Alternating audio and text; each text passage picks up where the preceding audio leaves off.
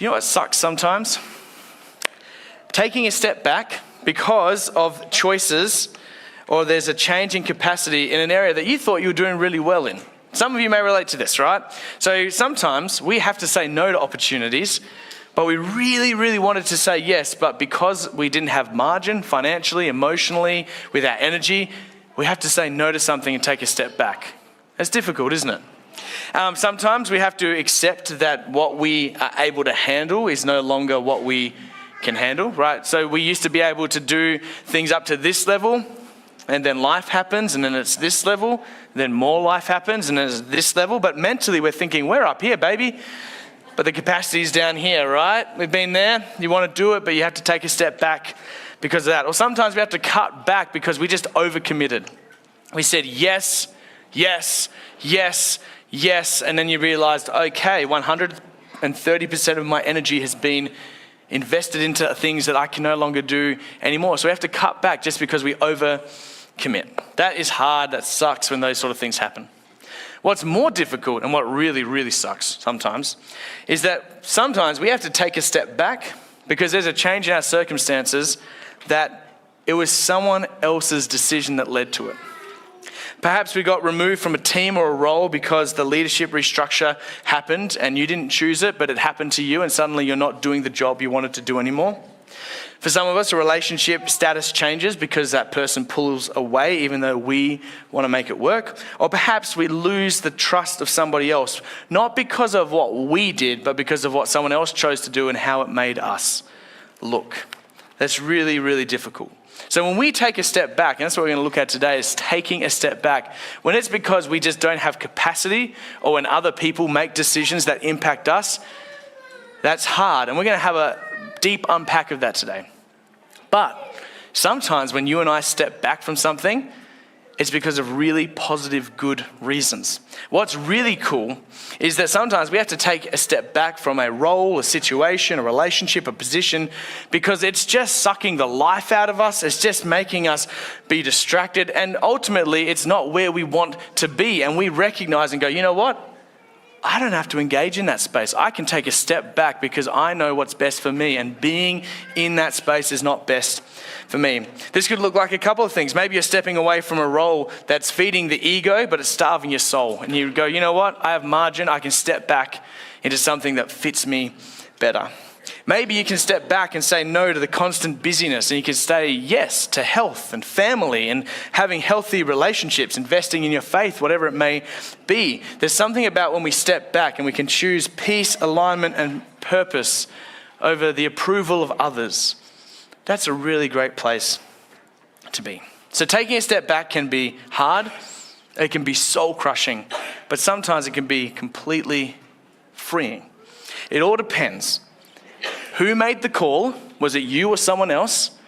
And is it in your best interest or not?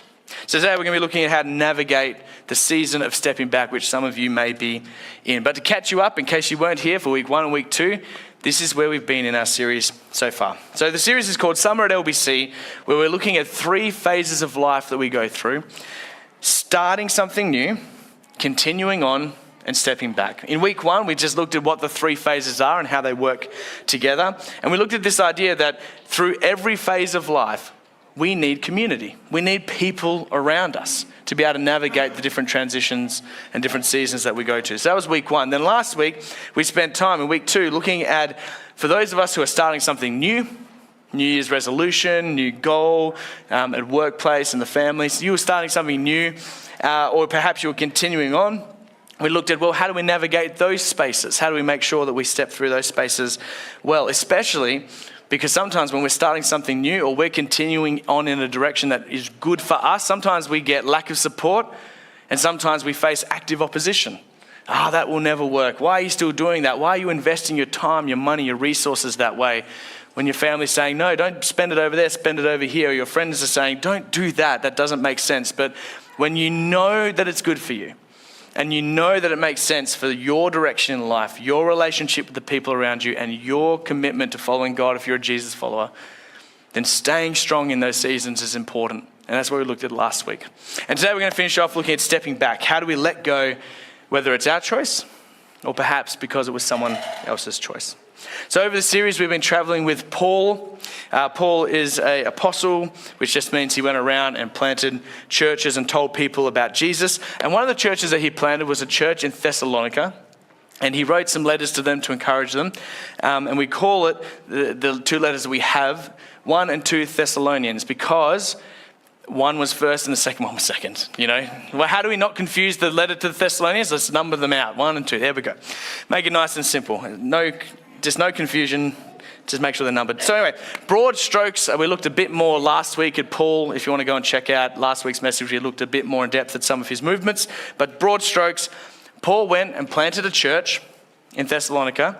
He was driven out of that area by a mob, an unruly mob that was incited by people who should have been following God, but they were, we don't like this Paul character, so they got them whipped up, and you can read about it in Acts 17. They drove him out.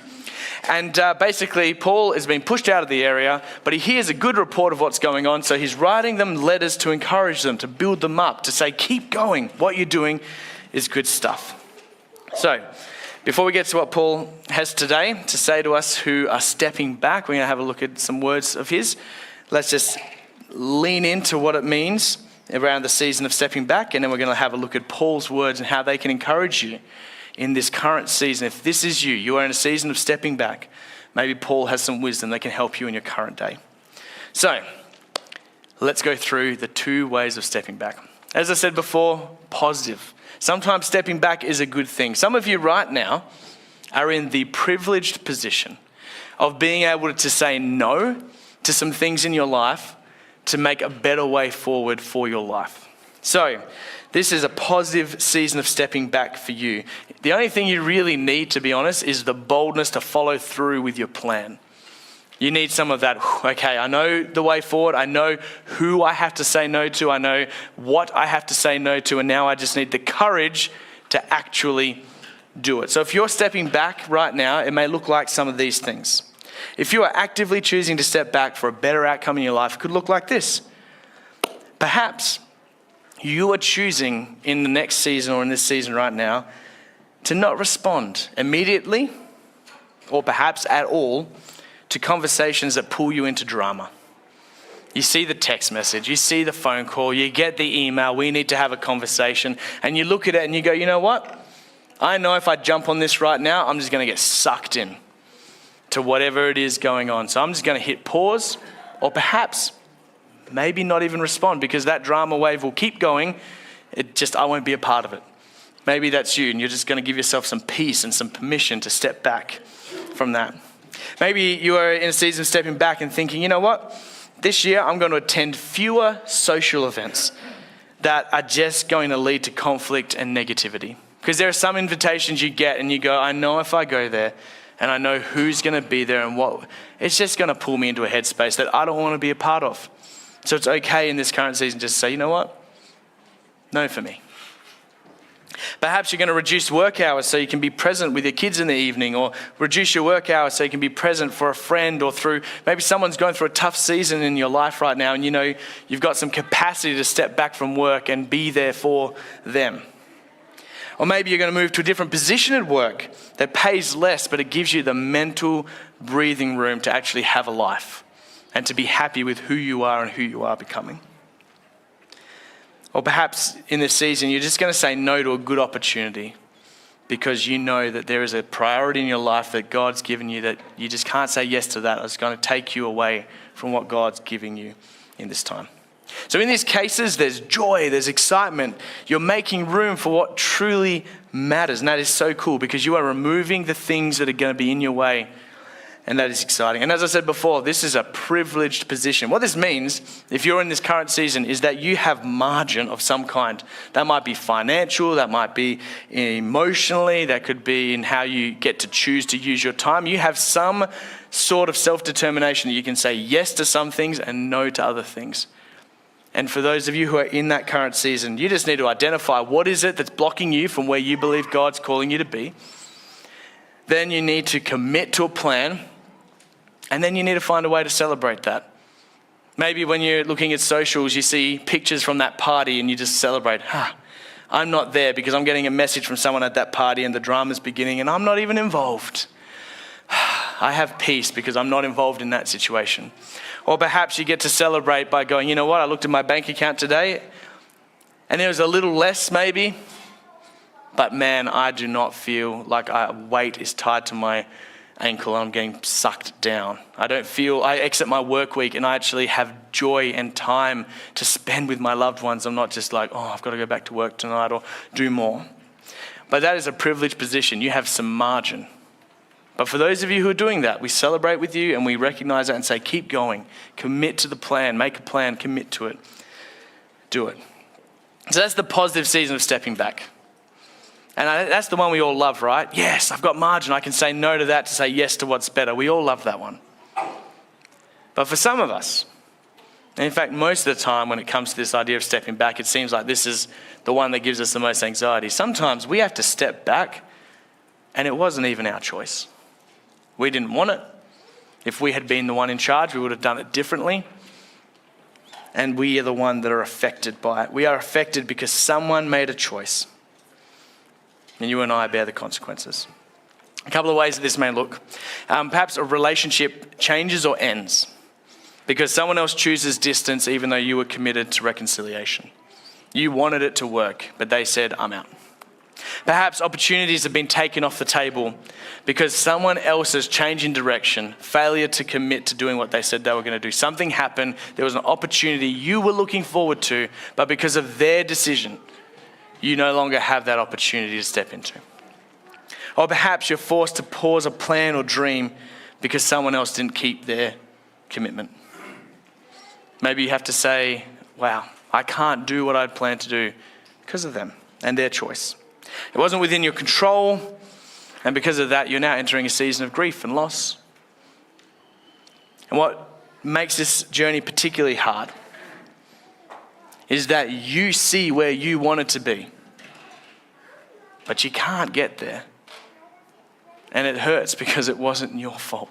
You did everything you could do, but someone else made a decision, and that is no longer an option for you and for me. In this space, Paul can relate to you. We're going to be in 1 Thessalonians 2:17-20, and we're going to read about how Paul, what happened to him and how he also faced disappointment because of someone else's decision. So after Paul planted the church in Thessalonica, an angry mob drove him from the area. As I said, go to Acts 17. You can see they incited this riot, drove him out of the place. And as a result, Paul, who was having a really great time with these people, getting to know them, doing life with them, having fun, and just like going the hard yards, doing all that great stuff community is all about, he doesn't have that anymore. It wasn't his choice to move away from them. At the time, he was still very involved with what was happening, but because of someone else's decision, because of the people of the time who got this mob together, he was forced to be removed from the people that he was enjoying connecting with. And it seems like he just can't get away back to them. So this is what he wrote in 1 Thessalonians 2:17-20. The words are on the screen behind me. He says, but brothers and sisters, when we were orphaned by being separated from you for a short time, in person but not in thought, out of intense longing, we made every effort we could to come and see you. So Paul is writing to them saying, hey, loved ones, family, brothers and sisters, the one that I came to and said, hey, you know what? Jesus is worth following. And these people responded and said, we want to follow Jesus. They experienced community together. He got driven away and he goes, we've been separated from you, but we made every effort to come and see you. Paul wasn't driven away and he went, oh, well, that was hard, and just moved on. Paul made efforts to go back and want to go and be part of that. But he knew if he'd gone and re-engaged in that space, it wasn't going to be a good outcome. So he says this, we wanted to come to you, and certainly I, Paul, because he's identified himself, did again and again. And there's this interesting phrase here. But Satan blocked our way. We don't normally give a lot of airtime to Satan, but Paul has this thing where he's saying, look, I was trying to get from where I am to where you are because I enjoy the community we have. Plus, there's more things I want to teach you and more things I want to do with you and more things I just want to get us further along the journey together. But when I made an effort to come back to you, Satan blocked my path. And there's a couple of ways of viewing that. One is extremely supernaturally, just to say there's this physical being that sort of stopped them and said, you can't make it, and stopped them in all sorts of weird things. So that's one sort of view. Another way I believe makes a little bit more sense is that when Paul tried to make a way, he recognized that there were forces at play and evil things that were keeping him from reconnecting. So he would have tried to make a way to go back in, but he recognized, you know what, if I go back in, they're going to recognize me and it's going to create instability and people are going to get hurt. I try to make the way and we try to line up perhaps to come and see you secretly, but when we try to make that happen, it just didn't happen. There's some force at play. In this case, he's saying, Satan, evil, stop me from coming to be with you. And he's just saying, look, I tried my best, but it just didn't work out. And it feels like that at times, doesn't it? Like we want something, we see something, and whether we call it Satan or bad juju or whatever you want to call it, it seems like whatever you're trying to reach is just out of reach. And every plan you make and everything you do, you just cannot get to. And it just feels like, wow, there is something that is blocking me from being where I believe I need to be. And he's just calling out that that is what has happened. Then he goes on and says, for what is our hope, our joy, or the crown in which we will glory in the presence of our Lord when he comes? And he says, it's going to be you guys, isn't it you? Because indeed you are our glory and our joy. So for those of you who, not because of your decision, have to face a season of stepping back, Paul sees you. This is the process that he went through, and it's up on the screen behind. This is the journey when this happened to him. Paul lost what he wanted. He wanted to be with the people, and that got severed. The connection with the people, because of the choice of the religious leaders to drive him out with a mob, caused him to lose something that he valued: relationship with people. Then Paul made every effort to rejoin them. He wasn't passive, he was active. He was going, I want to be with you. But every time he tried to do something, it just kept getting blocked. And then finally, Paul decided to take the joy that he could, and he moved on. Now, does this mean you don't get what you want, so try, fail, give up and move on quickly? No, that's not what's happening here. What we have here is a journey of grief. And I believe it's a journey of grief that if we can embrace, then we will grow through the seasons of stepping back, even when life hands us a script that we don't want to play. So when we are going through a season of grief, of stepping back, when the decision was not ours to make, we want to follow Paul's example. The first thing that you and I need to do when we're in this season is we need to stop and recognize what has been lost. Something has been lost to us because of the circumstances we are facing. Some of your personality types are like mine. We just want to get on and move on with it. We need to stop and recognize something has been taken from us, and there is a loss that we have experienced. And we need to just stop and recognize that. Recognize what's been lost. Paul stopped and he went, I'm not with the people I want to be with. There is a loss here, a loss of connection, a loss of relationship, a loss of time. That is time that Paul cannot get back with those people. For a lot of us, things have happened in our lives and we experience loss. And unfortunately, a lot of the time, that is time we cannot get back. Some of our biggest grief is that relationship took time. That work that we were committed to that wasn't committed to us and kicked us out at the first time they could upgrade to a new employee, that was time.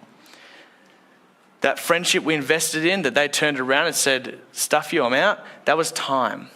Sometimes the loss we need to recognize is that was time and effort and energy that is just gone. That's a loss. So we need to stop and recognize what's been lost to us. That's the first thing we do. The second thing we need to do is need to go, given what's happening, what is it within our capacity that we can do to remedy the situation? Paul didn't go, I got driven out, that's it. There must be God's will. I'm just going to lay over and say, I'm never going back there again. Paul went, you know what? I've been driven out and I'm going to make every effort to come back and see you. I'm going to try and see you. I'm going to try and remedy the situation. The situation is that I'm disconnected from you. I'm going to make that fixed and I'm going to make every effort to come and see you. I'm not going to just ignore you. I'm not just going to say, that was part of my life. I'm on to what's next. He tried his best to do what he could to remedy the situation. So we need to stop and recognize what is being lost. And then we need to do what we can to remedy the situation. We need to try something. We need to look at what we can and go, is there something I can do to remedy it? Now, a lot of the time, the answer, unfortunately, is going to be no, or there's nothing we can do to remedy it enough to make it right. And that's where the third phase comes in. Paul accepted what had happened, had tried to remedy it, and then he took the joy that he could and he had to move on. And that's a hard part. That's a tough part. We accept, and with overtime and with a lot of help, we accept what has happened, what has been lost. We accept that we did what we could to make it right. And then we just got to go, there is a gap between what happened and what we wish had happened, and we need to learn to find the joy in that. And with help of community, sometimes with the help of professionals, we need to learn how to move on. And this is highly individualistic. The journey towards freedom by letting go. Sometimes we need to forgive people. Sometimes we need to ask for people to forgive us. Sometimes we need to go back and just face the things of our past. Sometimes we need to say, you know what? Even if there was a way they could pay us back from what they took from us, there's no way it would ever actually bring back what should be. That's a hard one, isn't it? They owe us, but what they owe us can't be repaid. So what happens? We need to engage in recognizing, remedying, and accepting. Because when we don't, and you know people who don't, but when we don't, we get bitter, we get hung up, we get angry, resentful, and the result is always the same. Unhealed hearts always lead to actions that hurts the people we love. We push people away, not because of them, but because of the unhealed heart we're carrying from what happened to us in the past. Unhealed hearts will always lead us to do things that we regret to the people that we love the most. Some of the greatest pain you've experienced are actually at the hands of people that we love. Some of the greatest pain that we experience is because of people who have unresolved issues. And it wasn't our fault, but they had things that they hadn't figured out. We have people in our lives, in the workplace, in our families, in our friendships, because they failed to recognize what they lost, because they chose not to remedy the situation or they didn't have the power to. They never accepted the reality of what happened. They never healed and they were never able to move on to what is next. And you know these people, right? These people are the sort of people, and we're these people at times, so let's not just put it out there. We recognize ourselves are broken, hurting, and always in need of healing. But you hang out with some people and you just get this feeling, man, their family of origin just haunts them. Because of how they grew up, it goes through their relationships, through their workplace, through the interactions you have with them. Someone, maybe they had a really bad time at a key point in their life and they keep bringing it up. I remember years and years and years ago, some old friends of ours had a wedding day disaster. And any time they talked about the wedding day, it was always the same thing on loop, on loop, on loop. It was awful, it was bad, the photos were wrong, this didn't work, that didn't work. And as soon as someone said, hey, we're getting married, I'm like, don't talk to them, please. Sometimes I felt like a bit of a shield. You're getting married, that's great. Shut up, get over there. Just because you knew that it was just going to spill out and it's good. Anyway. And you run into these people and you just know, like, I'm afraid of bringing up that particular topic. I'm afraid of mentioning something to that family member because you know what's going to come out. It's just an unhealed heart that didn't recognize what had been lost. They didn't try and remedy it. And at the end of the day, they never were able to accept what had happened. They didn't take Paul's lead of being able to go through that process of grieving, of having to step back because of someone else's decisions and find a way to move forward. And the truth of the matter is that I don't want you to be that person. And if that's part of your story, I don't want you to continue to have that be part of your story. I believe that because of the power of Jesus Christ, there is healing that can happen in our hearts. If you follow Jesus, we say we believe it, but are we willing to do the work towards healing of actually putting it into practice? Are we willing to address some things in our life that need to be addressed? Or perhaps you don't follow Jesus and you're trying to lean into that space. I just want to say, if you're broken and hurting, then he wants to welcome you in and he wants to forge a path forward of healing for you. It's a long, long journey, but it's a journey worth taking. And I hope that if that is you, if you're on a season of stepping back and it's not your fault, go through the process, recognize the loss. Try and remedy what you can. You don't want to be stuck years later saying, I should have, I could have, I wish I could go back and try again. Like, do what you can with what you have in your hands at the time. And then there's got to be a journey of finding joy and moving on somehow. It's difficult, it's hard, it's individualistic, but it's a journey, I believe, that is worth the effort. You owe it to your loved ones, you owe it to yourself, you owe it to your family to heal those parts of you. And I believe that with Jesus, you can do that. So, stepping back. If it's for positive reasons, take courage, be bold, execute and do it. If it's because someone else is making the choice for you, identify, remedy, and then find a way to heal.